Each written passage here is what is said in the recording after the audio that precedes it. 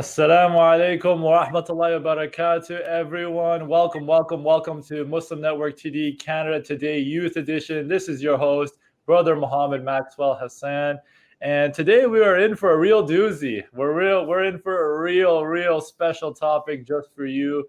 And if this is your first time tuning in, by all means, more than welcome to share your feedback, share your thoughts. It's a two-way street. It's a conversation for us all. And so for today, you may have heard this phrase, if you don't build a dream, somebody else will hire you to help them build theirs.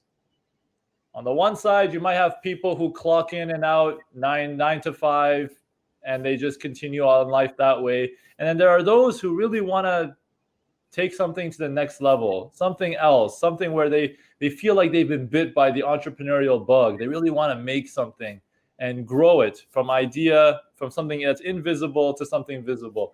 And that's just what we're going to be talking about today, Muslim entrepreneurship in the 21st century. And with us here today, we got two very special co-guests who have made this become a reality. They're examples right here in the flesh. And so with us here today, we have brother Qureshi.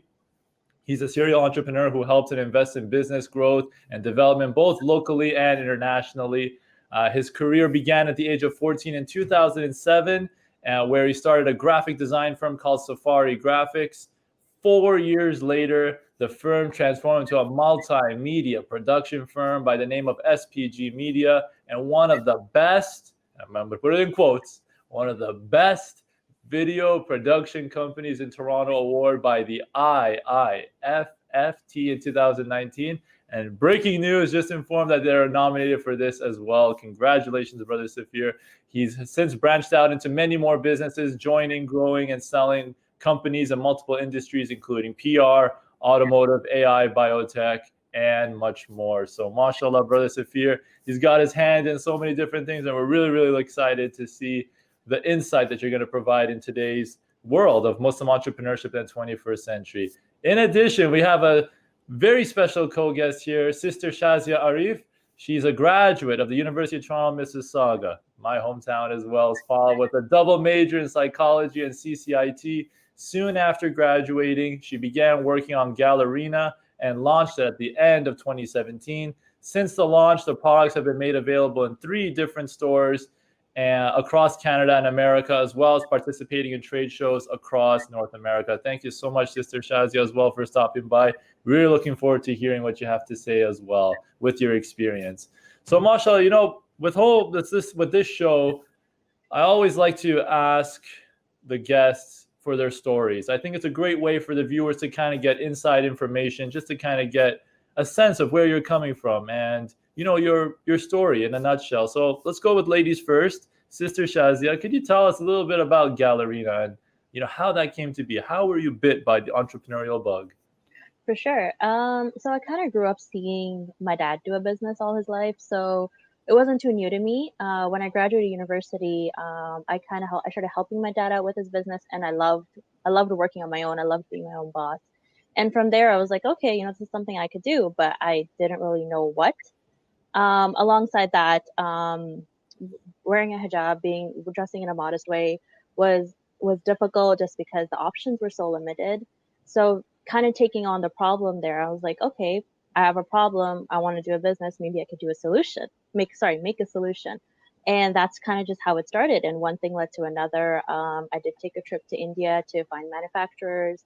I found one, sourced samples, materials, whatnot, and it evolved from there. Great. So there you go. It all starts from somewhere. It's fun. It came from a need, especially I'm sure a lot of sisters can relate, looking and shopping left, right, and center.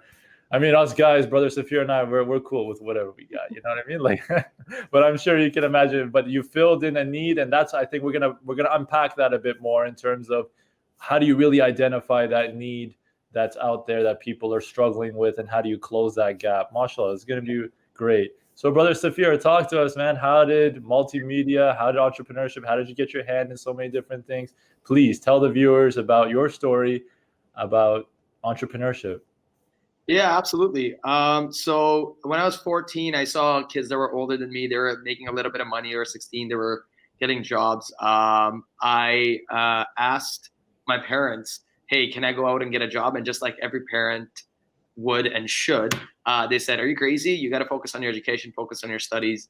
And I said, okay, cool. While I was doing that, I said, hey, you know what? I'm going to start something small. I'm going to start a little business. And they said, absolutely. I actually started off fixing phones here and there, jailbreaking iPhones. And then I used a little bit of that capital to transition into graphic design and printing, which then grew into a video production company, which was the original goal.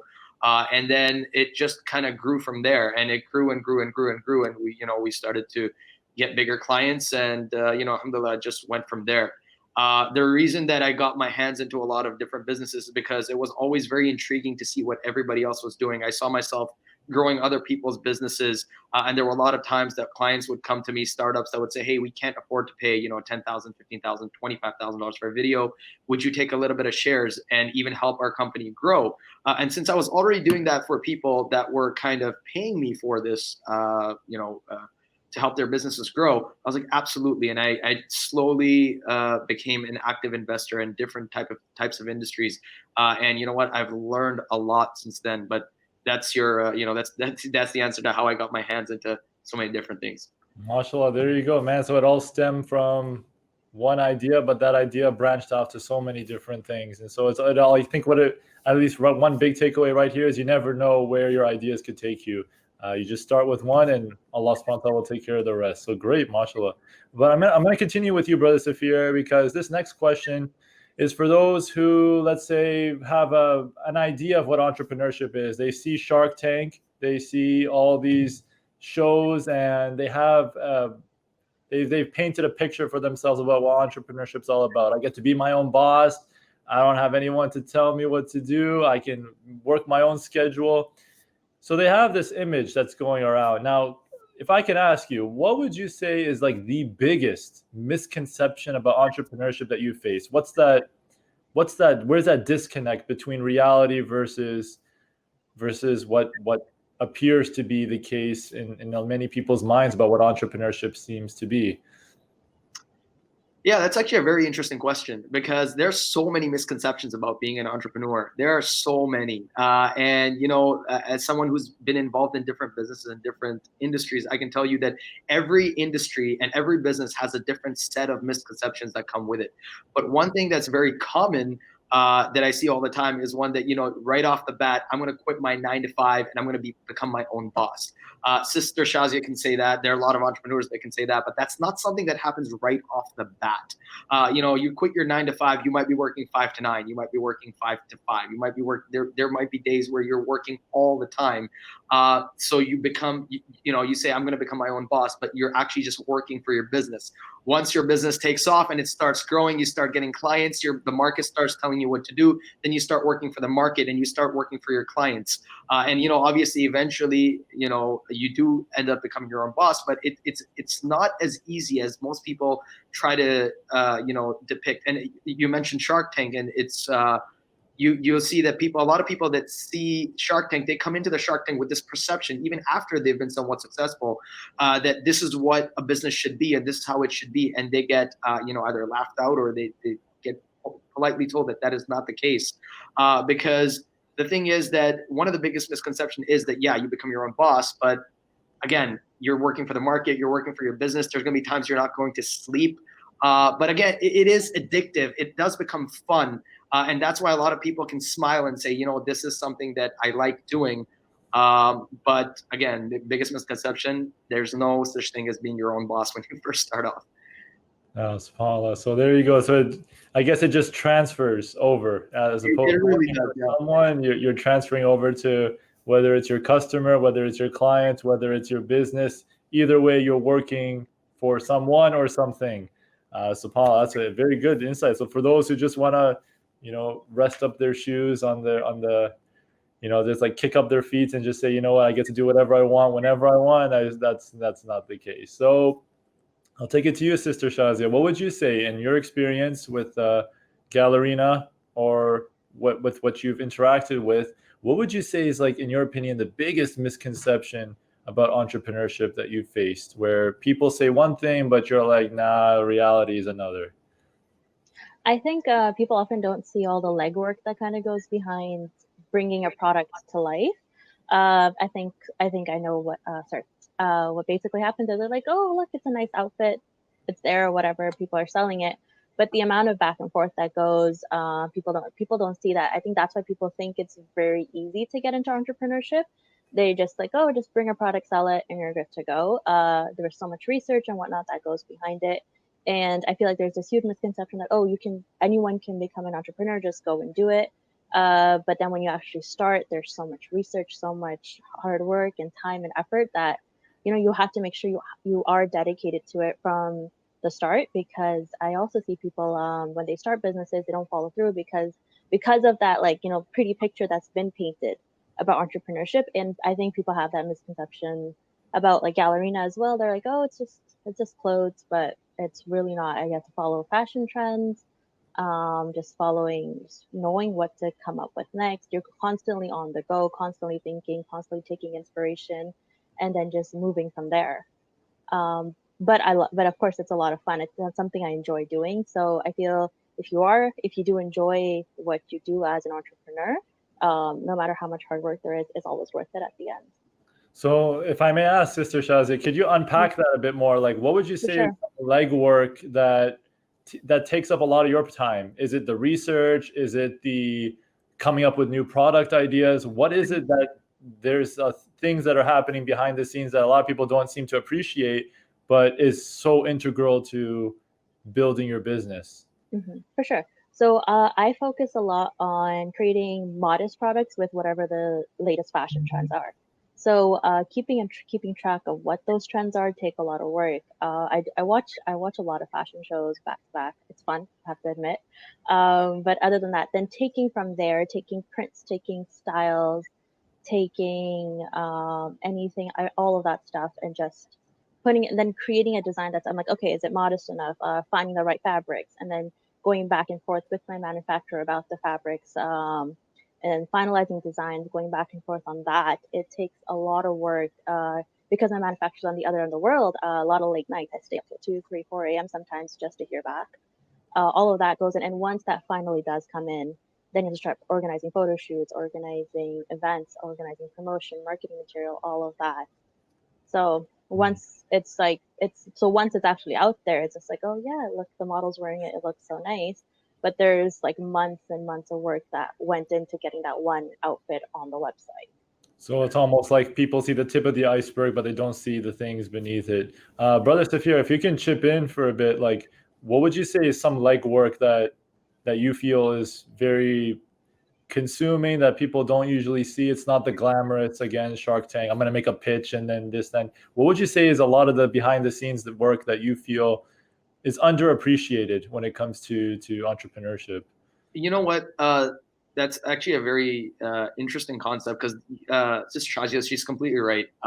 There's a lot of work that it feels like nobody cares because nobody actually sees it, and it feels like nobody appreciates it, and that in itself will make you question who you are as an entrepreneur.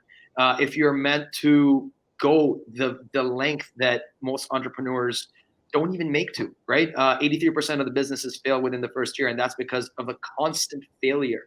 There's besides the legwork, there's a lot of experimentation that goes into it. You might have a very similar model to your competition, but you might be doing everything that they did to get ahead, but you might be completely failing. And there's so much stuff, and figuring it out, like Sister Shazia said, is a lot of fun. But sometimes, especially when you quit your job, you're not getting the money that you used to. You are this close to failure, and nobody else is there. You're working at 1 o'clock in the morning, like you said, 2 o'clock in the morning. You're staying up, and nobody else is there for you, of course, except Allah. But nobody else is there for you, and that's a lot of work that you can't really see behind the scenes. And people that do make it, they make the success, and then everyone looks at it and goes, oh, well, if they can do it, it can't be that hard. But that's because they're not seeing all the failures, the effort that goes behind.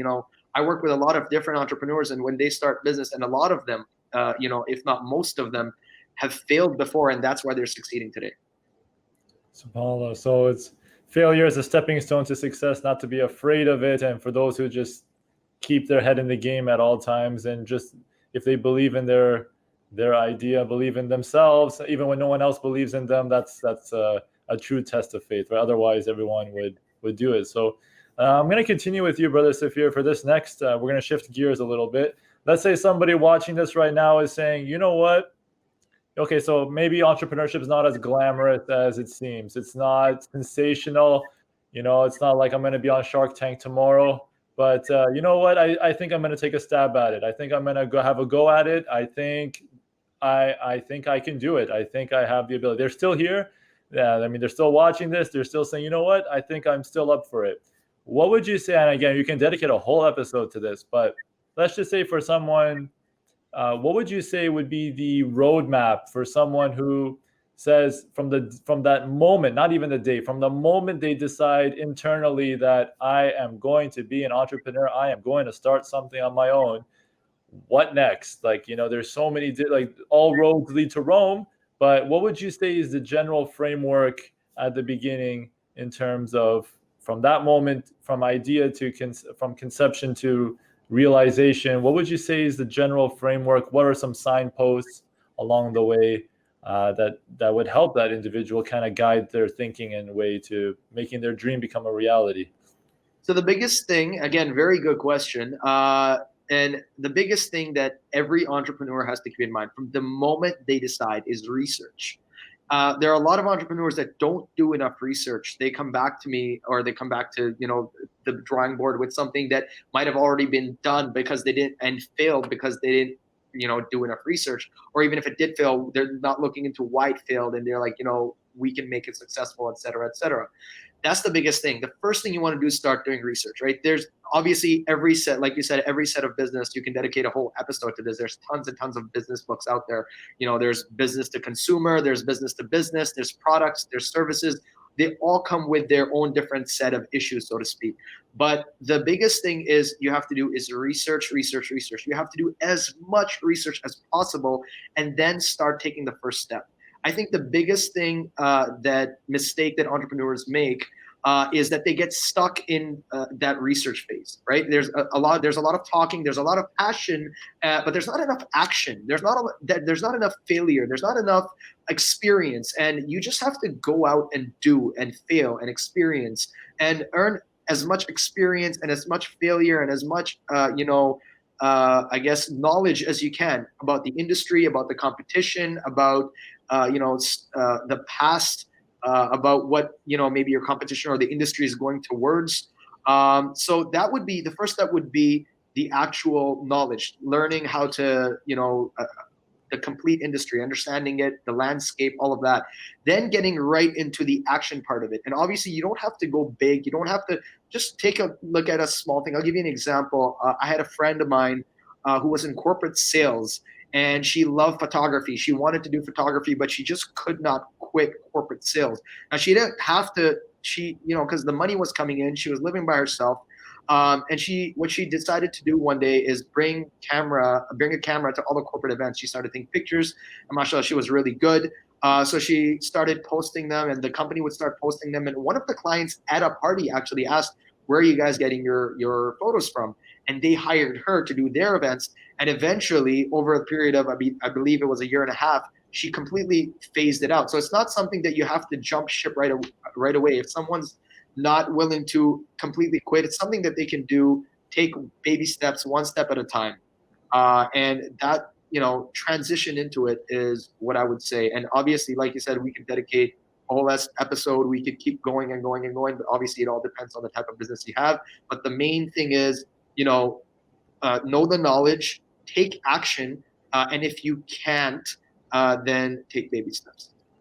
MashaAllah. So people might get caught up with analysis paralysis in that whole phase, by saying that, oh, I'm going to just keep doing research. And then before you know it, the market changed. And like for one prime example is COVID-19. Who would have thought that everyone's lives would be flipped upside down in an instant? And so you have to act fast, but you got to act with the right knowledge. So mashallah, knowledge is a foundational point for anyone. So Sister Shazia, if I ask you this question, a sister is watching you right now and saying, you know what, I'm ready to be an entrepreneur. I'm ready to do it. where do I start? Like, how do I begin? What's the entrepreneurship 101? Where, like, what's the first step? What's the roadmap that you would say if you knew now what you knew then, or other way around, if you know now what you knew then, you know what I mean? Like, if you go back in time when you first started and versus where you are right now, what do you wish you would have known then that what you see, I'm getting all this like, what if you wish you knew, you know what I mean? Okay, so what would you say? What would be your advice about for like that roadmap between A to Z, like for someone who wants to start off entrepreneurship? For sure. I think Brother Safir covered a great amount of the basic roadmap. Start your research. Go out there, take experiences, learn from your experiences. I think aside from that, what I could add on is don't be scared to fail, right? I think the first time I had my failure, I got like I think I got a bad review. I was in tears. I had no idea how to react to that. I was like, what am I going to do now? But I think but then I learned from that. I think the important thing to add on to each step of research, knowledge, action, baby steps, the big steps, every step of the way is make sure you're always taking from it. Make sure you're always learning from it. Because as you gain a new milestone in your business, there's another one to come, right? You have to take whatever you learned from that previous milestone and go forward and keep. And another thing I think, which I think I wish I had known back then, was ask around. That's the biggest way to gain knowledge on how to run a business. I wish I had done that earlier. I wish I had taken on taking on different business coaches at different more classes than what I already had been doing, because there's so much you can learn just from someone else's experience, which can help you all not make mistakes at the same time. So let me build on that actually, because I think that's going to be a big. I think that for those watching, I think this is going to be something relatable. Let's just say you take the plunge, you're ready to go, and your family and friends, or your immediate family and friends, they start looking at you, and suddenly they become the experts, right or wrong? Like they start giving you advice. Look at Brother Safir's like, look, he knows. So let me ask you, Sister Shazia, when it comes to asking around, how do you know who to ask? If you have dental problems, you go to a dentist. You don't ask your real estate agent about dental problems. So, but when it comes to entrepreneurship, since it's such this intangible, this worldly thing that, that people have an opinion on, how do you make sure that you ask the right people the right questions? What would you say about that? Because I can ask anyone anything, but how do I know if I'm asking the right folks? Like, what would you say to kind of steer yourself in that direction, in the right direction? For sure. So I was fortunate enough. My dad has his own business, so I went to him. I went to him for a lot of my basic business questions. How do I do this? How do I price that? How do I, just get the customer there? But aside from that, another way I would honestly, like, sometimes I would go to different trade shows and whatnot, and I would just go to and start talking to the person who was there. It was as simple as that. It was just starting up a conversation. I'd explain. I was like, I'm looking to do a business, or I just started a business. Do you have any insight? Do you have any questions? Like, do you have any tips for me on what I could do, what I couldn't do? And I felt that was one of the best ways for me to gain proper business knowledge on what I wanted to achieve. Especially, I would go to people who were in similar fields as me, who were in fashion or anything with like beauty or modest wear, or like anything like that. And I would ask them, and I would just take from that. That was the best way for me to learn. MashaAllah. So you did like a lot of primary research, just going out, talking to people, and it landed you in the right thing. So Brother Safir, let's echo that question to you. Let's say, again, family and friends, love them, they mean well, but let's say you want to start a particular business, but it's out of their zone, it's out of their field of expertise, and yet they still want to land their opinion on you. So what do you say about, how do you navigate through that? Because I'm sure and this is going to be another, I just thought of something else, like, as we continue, because with family and friends entrepreneurship, it's a daunting task. But let's stick with advice for now. What do you do in this case if your family or friends have nothing to do with dentistry, and they want to and you want to start your own dental practice, and they want to do it? How do you mitigate that? How do you get the right advice from the right people? Well, I think you kind of answered your own question there, but when you said you don't go to a realtor when you're looking for dentist advice. The thing is, if you're starting a product, who do you ask? The person who's going to be receiving the end product, right? The end user. You ask a target market, whether it's a test group, whether it's people, if in Sister Shazia's case, for example, she's selling modest clothing. So she can ask either influencers that are distributing this, because this is something they would share on their platform. She can ask the people who are going to be purchasing this, right? Other sisters. She could go to the mosque and ask, hey, would you wear this? And she could experiment and see what would work, what not. She doesn't even have to take something. She could just send it amongst her friends, like if they are her target market. If not, then somebody who would be. And now in terms of dentistry, if it's something that's a little bit more, I guess, complicated, there's lots of resources out there today that you can look up and compare. If there's something that's out there, there are forums, there are experts that have built successful businesses. Now that we got, YouTube videos, shows such as yours, lots of experts there. So it doesn't just, and you don't have to completely disregard your family and friends' opinion, because there's lots of times where I've taken advice that I just wouldn't do, and I've taken it and it's been completely successful. But that's because I've had the room for risk. But if you don't have that room for risk, you go either towards somebody who's either successfully done it before, like Sister Shazia said, and do your own research as well. Don't just go off of what anybody else says. Don't just go off of a single opinion. Don't put all your eggs in one basket. Go and do your own research as well. Like I said before, research. It is the key. And then also ask around for opinion, and then go to your end user and see, because they're the ones that are going to make your business successful. They're the purchaser, they're the end user, they're the buyer. They're going to decide whether you're going through a distributor, whether you're licensing it, whatever it is, they're going to get to decide, because it's money coming out of their pockets.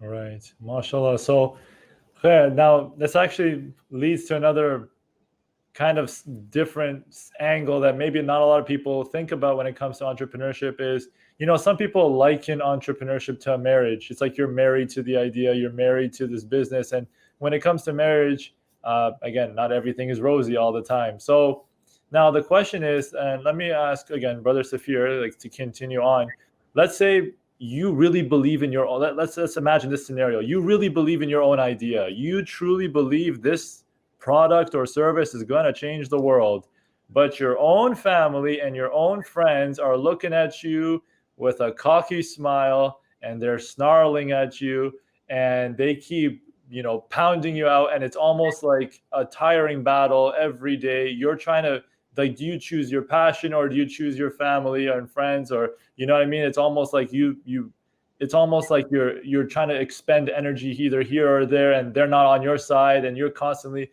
I mean, what about this case for those who really believe in their ideas, and their own family and friends just don't see it, they don't buy into it, and there's this tug of war keeps happening? What do you do in this case, like if someone is in that scenario? Well, first, let me tell you one thing.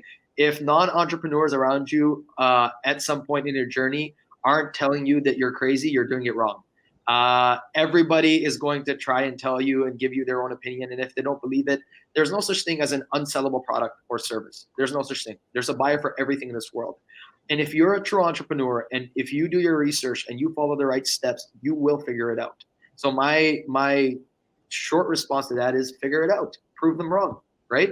If your own family, it's fine. They can say whatever they want, but they're not going to be the ones spending the time. They're not going to be the one. They might be there for support, but at the end of the day, it's up to you to decide. And a true entrepreneur always decides that they're going to figure it out. I'm going to go back to your example of the Shark Tank. If you ever watch those really successful pitches, people come in and they go, oh yeah, I contact this hotel owner, I contact the Hyatt hotel, and you'd be like 15 years old. And they're like, how'd you do it? They'll be like, oh, well, I figured it out, right? A real true entrepreneur figures it out. It doesn't matter who believes in you or who doesn't believe in you. In fact, some of the most successful people that I work with have been told no by people that were more successful than them at the time, and have now become less successful, because that's just the way that it works. If you're a true entrepreneur, you will find a way to figure it out. So just keep your head in the game and just figure it out. That's it. MashaAllah, just figure it out. That's it. Instead of just do it, you just got to figure it out. That's it. MashaAllah. So Sister Shazia, let me ask you that same question. Family. Why I'm saying this because I feel like this is a hidden layer of entrepreneurship that isn't talked about enough. People always say just getting your idea to the market, like getting an idea from from idea to paper, and then from paper to actual. But this is already a huge mountainous task. But then on top of that, you got family and friends, let's say the ones who are supposed to love you and support you. They themselves are the ones that are beating you down. What do you do in this case? Like when you have those kind of internal sort of struggles and trying to realize your dream, but at the same time, maybe afraid that if I do this, maybe I should just go back to my job and keep the peace, so to speak. What do you make of that? So I think it's important to understand that our family and friends are coming from a place of love. They're worried because I think, as Brother Safir said, 83% of businesses fail in the first year. So they don't want failure for you. They're probably saying it because they care and they worry. While we were talking about all of this, I remembered an event I was at where there was an entrepreneur. I forgot the business name now, but I think it asked for task, but I might be wrong. I think it was the person and his brother or cousin. They started a business. Parents and family had the same thing, where they were not on board. They still went ahead with it. When they made some money, they went back to their parents and showed them, like, hey, look, these are our sales. This is what we're doing. How much money we have. And it turned out that their parents ended up investing in the same business. So I think as Brother Safir said, keep your head in the game. Just keep going forward. And show the results to your family, right? Because they're scared. They want to make sure you're doing well in life. Show them, like, hey, look, I'm getting results. I'm doing something. And as long as you're doing it right, you're doing your research, you dotted your I's and crossed your T's, you should be good, inshallah. Mashallah, that's a good point. Like, so, I mean, people coming from a place of love, and they're saying at the end of the day, people want security. They want to make sure that you have a good life. And entrepreneurship is a shaky road. You never know. There's so many twists and turns, up and down. One day you're skyrocketing in terms of sales. The next day, everything just plummets, right?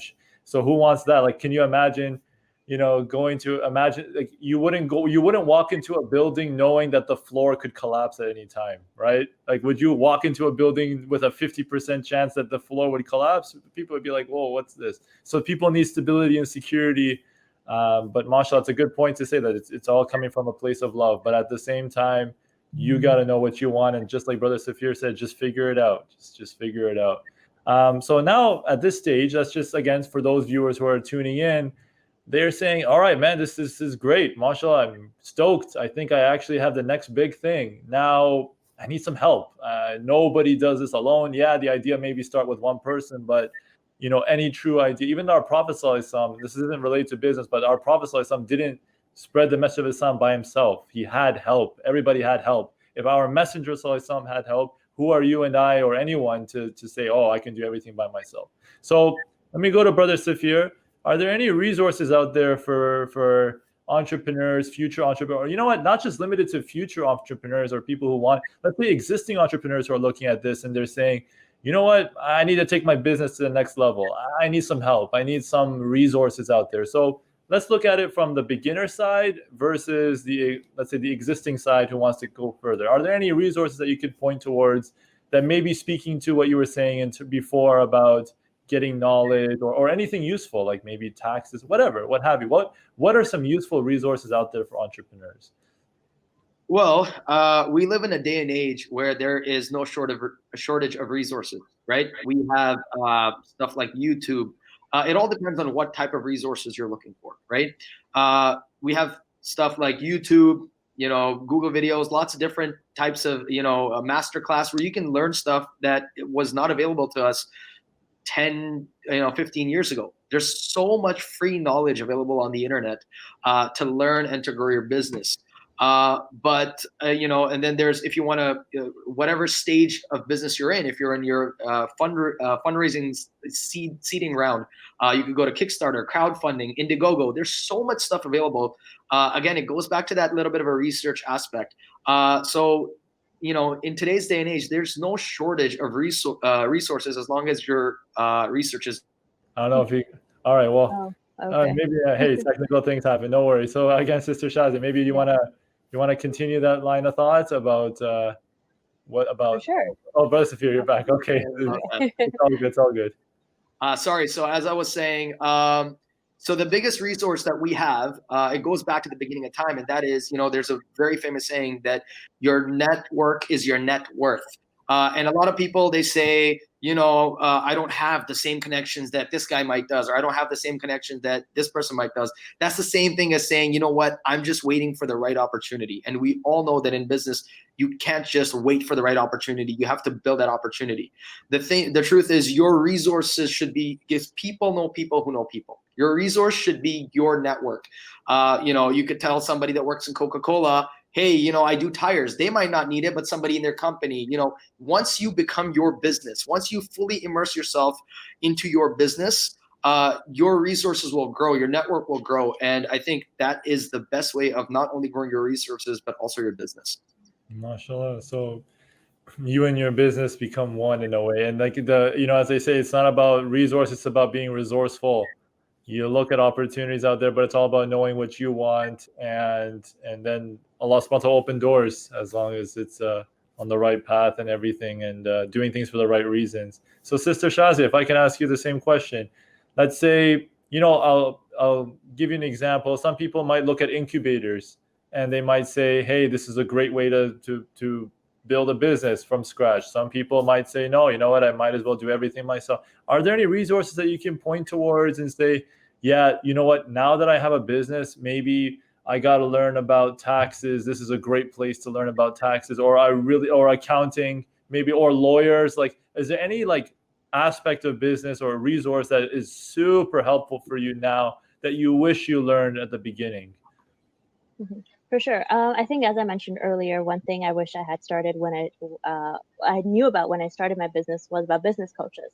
So I recently I had a business coach for about a year. I think until August, I believe, from last year August to this year August. Her name is Hafsa Tahir.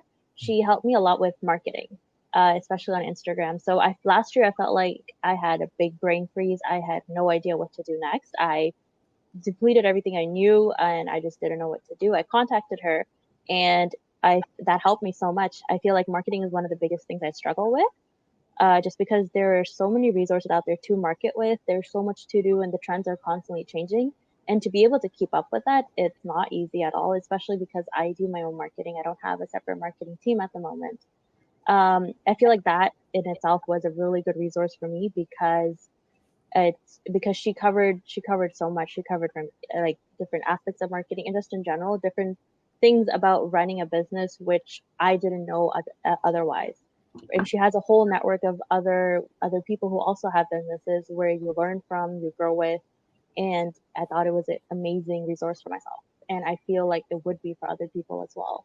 So mashallah, so business coaches so someone who's already seen the way and helps you guys. It's almost like a basketball coach, almost like a football coach. It's almost like a soccer coach, or football, or whatever your preference is of saying, soccer or football. So someone who knows the ins and outs and just can guide you along the way is something worthwhile. You can try to figure it out, but you can turn decades into days if you just know someone who's been through the path and just walk. You got to know what it is though that you want in the first place. I think that's the key. Mashallah. So as we're nearing the end of this program, again, this is such an invigorating thing. There's so much to unpack here, but I'd like to close with some sagely wisdom. So Sister Shazia, if I can ask you, what is the greatest piece of advice you ever received while being an entrepreneur that you would love to pass on to folks that would really make people's lives easier, more fulfilling, and overall increase their chances of success? Honestly, there are two pieces of advice. One, keep making dua, because honestly, without that, I don't think I would have been anywhere. Get your parents to make dua for. I feel like my parents' dua have helped me so much in what I am doing today. And I'm not sure, again, there's a second piece of advice. I'm not sure if it's a hadith or if it's saying, I'm not 100% sure, so don't quote me on it. But basically, if you feel your wealth is stuck, or you feel like you're not gaining money, give in charity. When you give in charity, it gets your wealth flowing, I feel. And I have seen that, and I know a lot of other people who can also attest to that as well. I think those are the two best advice that I stick by every single day. And I'm so glad. And it helped me so much, alhamdulillah. So Paul, look at like that's so I don't know what to say. That's very unconventional. Like I mean, the du'as make sense. Of course, everything comes from Allah subhanahu wa ta'ala. But you know, some people would say, "Oh, make sure you do your research, do your homework, do this one." But no, man, give charity. That's a big deal. You know, I think from what I immediately remember is that charity doesn't decrease wealth. I think that's the key, right? Like it's charity is like income is like a stream of water. If you hold on to it, it becomes stagnant. But you get it from, and then you have to give some, so to keep that flowing, right? You get money, you get barakah from Allah subhanahu wa ta'ala, but you got to give some away. If you hold on to it, a lot of people become, and may Allah protect us from this. Like if we become stingy and hold on to it and we don't give, and that's that, like it's just like that stagnant water that becomes muddy and dirty, and it affects everybody's day, people's lives. So Mosh, look at that. Like you would think it's not related to entrepreneurship and building your business, but I think it comes from that mindset then of giving. When you're in entrepreneurship, you're not building an empire so that way you can get.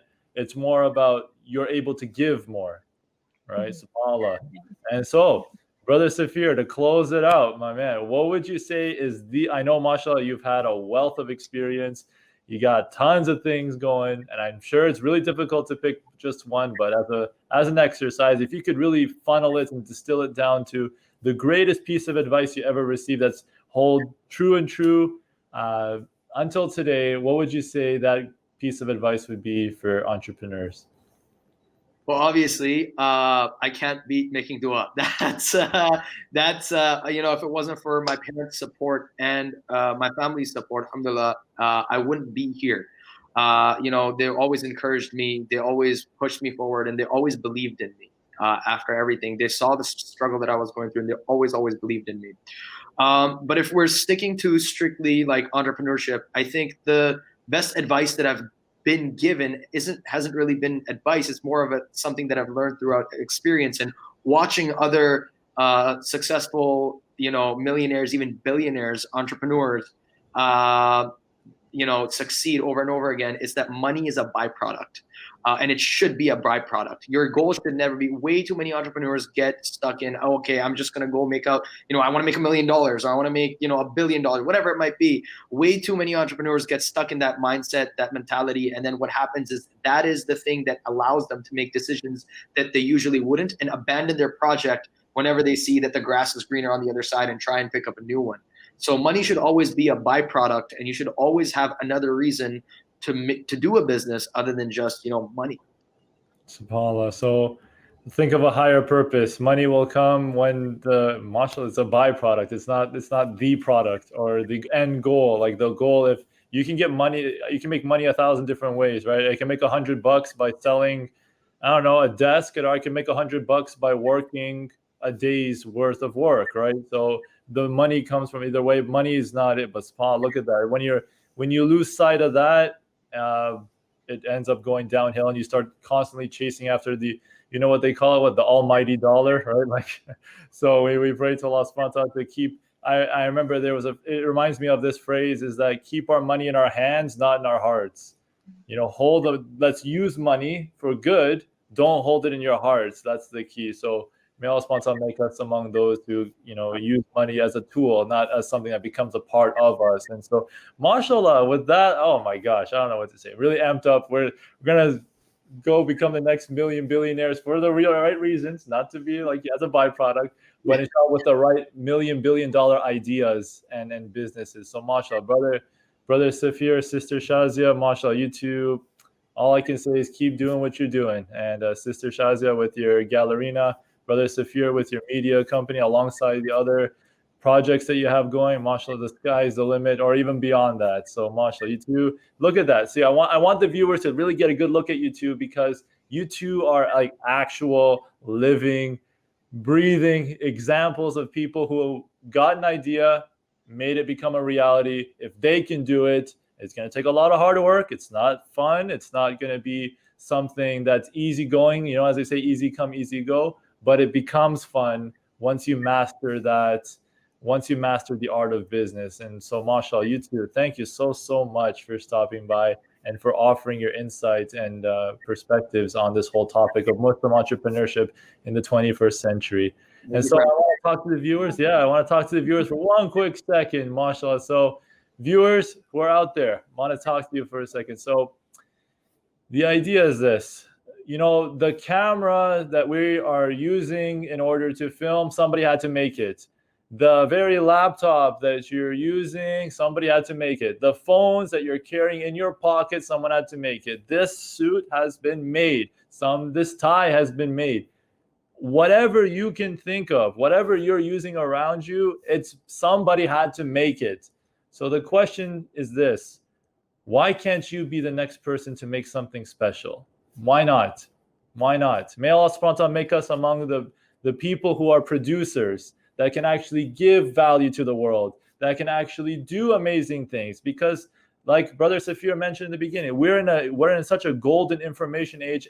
Anything is possible. Anything can do. You can do anything, you know, as much as you can. And as long as you do your best and leave the rest to Allah subhanahu wa ta'ala, you know, there's nothing you can't do. As long as you stick your mind to it, as long as you're accurate in your research, as long as you do the best that you can, your heart is in the right place, man, you know, as they say, again, the sky is not the limit if there are footprints on the moon. So allow us to take this opportunity. Let us see more Muslim brothers and sisters really open up, expand their horizons, make something. I mean, the very things that you're using today, you can easily make it, you know, as well, bi'idhnillah. And so with that, thank you so much for tuning in. This is your brother Muhammad Maxwell Hassan, every Wednesday, 7 p.m. Eastern Standard Time. Thank you so much for stopping by. Hope and pray that all is well. And as always, stay strong, stay safe, and stay proud to be Muslims. Assalamu alaikum wa rahmatullahi wa barakatuh.